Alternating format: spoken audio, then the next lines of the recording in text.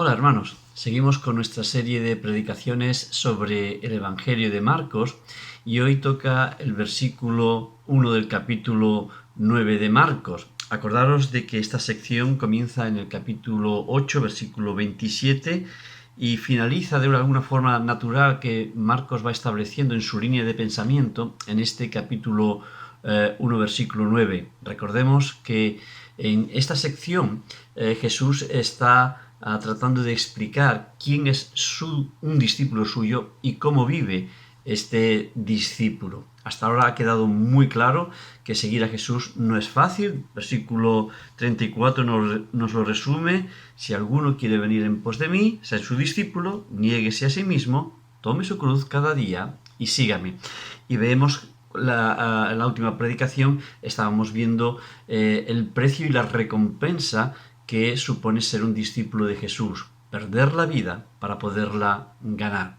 Y Marcos de alguna forma cierra esta sección con una frase enigmática, digamos. Fijaros lo que dice Marcos capítulo 9, versículo 1. También les dijo: de cierto os digo que hay algunos de los que están aquí que no gustarán la muerte hasta que hayan visto el reino de Dios venido con poder. Jesús habla de que parte de sus discípulos no iban a morir antes de ver el reino de Dios venido con poder. Y evidentemente nos surgen toda una serie de preguntas. En primer lugar, ¿cuándo sería eso? Ahora, nosotros que conocemos la historia después de su resurrección, el día de Pentecostés, no lo deja muy claro y tampoco tenemos ninguna referencia en los evangelios para saber el cuándo. ¿Qué discípulos iban a ver? ¿Los 12?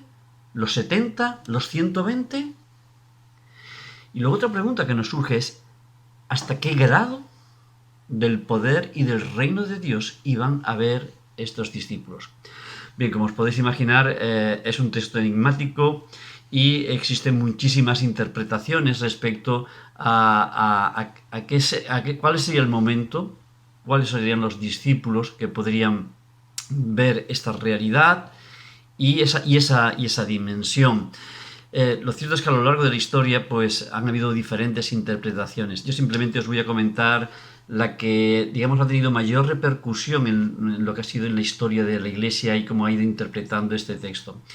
Para la inmensa mayoría de pensadores cristianos, la clave está en la forma en la que Marcos va desarrollando este evangelio. Y fijaros que el versículo que viene a continuación, capítulo 9, versículo 2, nos habla de un hecho maravilloso, que es la transfiguración. Pero fijaros el detalle que dice: 6 días después, Marcos 9, 2, 6 días después Jesús tomó a Pedro, a Jacobo y a Juan y los llevó aparte solos a un monte alto y se transfiguró delante de ellos. La interpretación más consensuada es que posiblemente estos tres discípulos, Pedro, Juan y Santiago, vieron la gloria de Jesucristo en este momento de la transfiguración, cuando Jesús está hablando con Moisés y Elías. Bien, esa es la interpretación. No sabemos si es la correcta o no. Tampoco creo que nos hemos de preocupar en exceso, porque cuando sea el momento, Dios traerá a la luz sobre lo que quiso decir con esa frase. Ahora, independientemente de eso, es importante que nos hemos de quedar con dos ideas fundamentales que aparecen en este pasaje. Y nos referimos a que algunas personas verían el reino de Dios venido con poder. Y la primera idea que nos tiene que venir a la mente es el reino de Dios.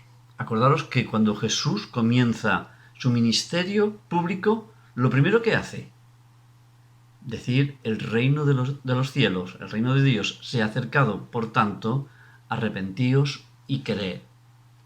De hecho, es el inicio, con la llegada de Jesús, que es el rey de este reino, se da inicio al reino de Dios.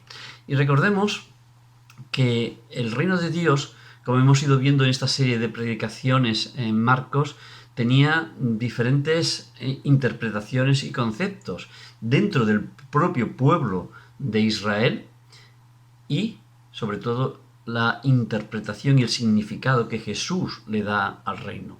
Recordad que para los religiosos, para los discípulos de Jesús en aquellos días, el reino de Dios era la venida del Mesías con un poder tremendo que iba a aniquilar a todos los enemigos de Israel y que iba a poner a Israel en lo más alto, ¿vale? Y ahí se reivindicaría la justicia. Pero para Jesús ese no era el momento, no había llegado el día de que el reino de Dios se manifestara con ese poder. Todo lo contrario, el reino de Dios se manifiesta en lo que es lo opuesto, en la humildad y en el servicio. Acordaros del pasaje que hemos comentado en varias ocasiones, Marcos 10:45, porque el Hijo del Hombre no vino para servir, no vino para ser servido, sino para servir y dar su vida en rescate por muchos. Jesucristo vino para servirnos a nosotros y dar su vida. Eso era lo que le rompía todos los esquemas, tanto a los discípulos como a los religiosos, como a aquellas personas que tenían una expectativa del reino de Dios. Y recordemos también que el concepto bíblico del reino de Dios es muy diferente a lo que aquellas personas podían pensar. El concepto del reino de Dios que encontramos en las palabras de Jesús es que ese reino es el cumplimiento de la voluntad de Dios. Acordaros del Padre Nuestro. Así como se hace la voluntad en el cielo, que se haga también aquí en la tierra. Ese es el venir tu reino. Pero ese reino, Jesús ya lo ha ido anticipando, lo ha ido manifestando y Marcos lo va recogiendo. Y lo va recogiendo como ese reino de Dios se va introduciendo en la sociedad a través de la enumeración de los diferentes milagros, las enseñanzas, la expulsión de demonios, el control que Jesús tiene sobre la atmósfera y sobre todos esos fenómenos, sobre la resurrección. Jesús resucita a varias personas. De alguna forma, el reino de Dios ya está llegando, ya se está introduciendo en la sociedad. Es como esa poquita masa de levadura que va leudando toda la masa. Hay pruebas, hay ejemplos que están ahí. Pero ahora, otro pasaje fundamental para entender este concepto de ver el reino de Dios, lo encontramos en Hechos capítulo 1, versículo 6. Ya hemos también hecho mención a este pasaje. Acordaros que allí Jesús ha resucitado, justo se le ha aparecido a los discípulos y justo va a ascender. Y entonces los discípulos le hacen una pregunta. Bueno, Señor, de acuerdo, nos hemos dado cuenta de que estábamos equivocados con todo este tema de quién eras tú y del reino de Dios y realmente, bueno, pues te reconocemos como el Mesías. Y la pregunta que le hacen es, ¿restaurarás ahora el reino de Dios a Israel? ¿Restaurarás el reino de Dios a Israel? La respuesta nos muestra claramente que los discípulos todavía no habían llegado a entender el concepto del reino de Dios. Ellos seguían pensando en el reino de Dios como esa entrada del Mesías con un poder obligando a todas las personas a adorarle. Y Jesús les va a dar luego la respuesta, un poquito más adelante. Pero la segunda palabra que aparece en este pasaje es la que encontramos también en este versículo 1 del capítulo 9. Habrán visto el reino de Dios venido con poder. Acordemos que este es otro elemento, el reino de Dios, pero venido con el poder. Y recordemos que es el poder de Dios. También recordemos que cuando Marcos empieza a escribir su evangelio, lo comienza con un propósito muy claro, capítulo 1, versículo 1. Este es el evangelio de Jesucristo, el Hijo de Dios. Mostrar que Jesucristo es el Hijo de Dios y como Hijo de Dios, Él está demostrando que tiene esa autoridad, que tiene ese poder Y por eso esos relatos a los que ya hemos hecho mención de milagros y obras poderosas. Ahora, volvemos a insistir nuevamente. Ese poder no es solo para hacer cosas espectaculares, como las personas estaban esperando en las multiplicaciones de los alimentos, que era cuando querían hacerlo rey. No. El poder de Dios se manifiesta en la debilidad, en humildad y en servicio. Ahora, es ese poder de Dios que sí, que se manifiesta en todos esos elementos, digamos, sobrenaturales, en humildad, en servicio, pero es ese poder de Dios el que levantó a Jesucristo de entre los muertos. Y fijaros que eso es a lo que Pablo se refiere allí en Romanos capítulo 1, versículo 4, que dice que fue Jesús declarado Hijo de Dios por la resurrección con el poder del Espíritu Santo. Es decir, es el poder de Dios a través del Espíritu Santo que resucita a Jesús. Ahora, es ese poder con el que Jesús tiene, una vez que ha muerto, que ha resucitado, que ha sido dado por Dios, que nos envía a sus discípulos a hacer una tarea muy básica: proclamar el mensaje del Evangelio del reino de Dios y hacer discípulos. Recordaros que Marcos recoge allí en el capítulo 1, tras la primera predicación multitudinaria de Jesús acerca de que el reino de Dios se ha acercado y que hay que arrepentirse y creer, llama a una serie de personas para que sean sus discípulos, y dice: y os haré pescadores de hombres. Y durante un tiempo, estos discípulos, como dice Marcos también en el capítulo 3, están con él, ven las obras que Jesús hace, escuchan las enseñanzas y realmente pueden percibir cómo Jesús integra en su vida lo que dice y lo que vive. Y ya en el capítulo 6, versículo 7, Jesús envía a los 12 por diferentes aldeas de la zona de la región de Galilea para que prediquen el Evangelio del reino de Dios y para que hagan sanidades. Y para eso les da la autoridad, la misma palabra, el poder para poder hacer esta labor. Y es con esa autoridad que Jesús nos ha encomendado tanto a ti como a mí esa labor de hacer visible ese reino. Acordaros aquellas palabras de Mateo capítulo 28: toda potestad me es dada en el cielo y en la tierra, por tanto, id y haced discípulos a todas las naciones. Y luego, si os acordáis también en Hechos capítulo 1, versículo 8, dice: me seréis testigos en Jerusalén, en Judea, en Samaria y hasta la última de la tierra. Pero todo esto es con el poder del Espíritu Santo. Fijaros en este detalle que os he estado comentando antes. Los discípulos hacen la pregunta en Hechos capítulo 1, versículo 6: Señor, ¿restaurarás el reino de Israel ahora o cuándo? Y Jesús les dice, en el versículo 8, la primera parte, que Él les va a dar el Espíritu Santo, pero recibiréis poder del Espíritu Santo. Y es importante que ya en Hechos capítulo 2, los discípulos, la Iglesia, recibe el poder del Espíritu Santo. Y a partir de ahí se desencadena toda una serie de predicaciones, de ejemplos en los que se va viendo el poder de Dios. Un poder transformador en acción. Curiosamente, días antes, estos mismos discípulos habían estado negando a Jesús, si os acordáis, allí en Getsemaní. Huyeron de él cuando le arrestaron. Ahora, también es importante que entendamos otro elemento, que aunque Jesucristo tiene el poder, tenemos que esperar todavía un día. Acordaros en Apocalipsis capítulo 5, donde se nos está hablando de esa adoración celestial. El versículo 12 nos dice que todo el mundo entrega sus coronas y reconocen el poder de Dios, el poder absoluto, el poder perfecto, solo le pertenece a Jesús. Reconocen a ese Cordero que fue humillado, que fue sacrificado en la cruz por nuestros pecados, como aquel que tiene todo el poder y toma el poder que le corresponde. Es la acción de todo ese poder que tenemos que esperar para verla.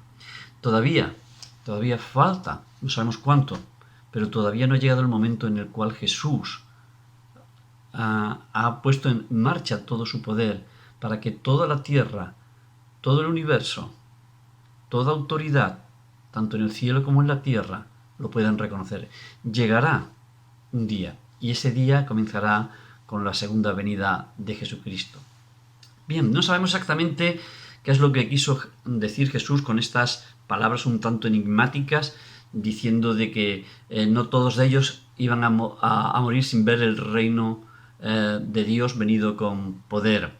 Pero lo que sí es cierto es que el reino de Dios ya está con nosotros, por la llegada de Jesucristo, por la presencia del Espíritu Santo. Y nosotros, como discípulos de Jesús, como pueblo de Dios, tenemos la tarea y la responsabilidad de ir haciendo visible ese reino de Dios en medio de la sociedad en la cual Dios nos ha puesto. Todavía no se ha manifestado el poder de Dios en su plenitud, pero habrá un día en el que toda rodilla se doblará ante Jesucristo. Mientras que llega ese día, nosotros como discípulos de Jesús tenemos el poder que nos ha dado, no nuestro, sino el que nos ha sido dado por Dios a través del Espíritu Santo para que nuestra vida sea transformada. Ahora, como discípulos, tenemos la gran bendición de saber que en las circunstancias particulares en las que estamos viviendo en estos momentos, estamos siendo maravillosamente protegidos por el poder de Dios.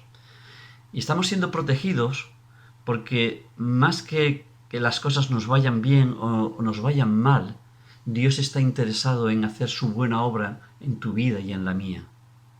Y ahí es donde se manifiesta el poder de Dios, haciendo esa buena obra. Es posible que podamos perder la salud, el trabajo, nuestros bienes materiales, pero recordemos, Dios está haciendo su buena obra en nuestra vida.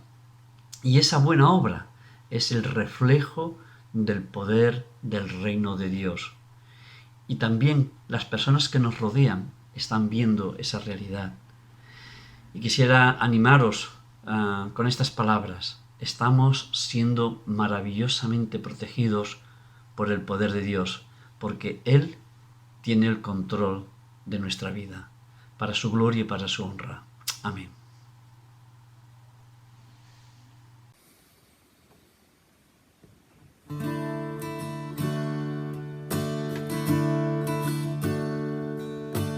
Veo al Señor sobre el trono está, exaltado, y su manto de honor llena el templo de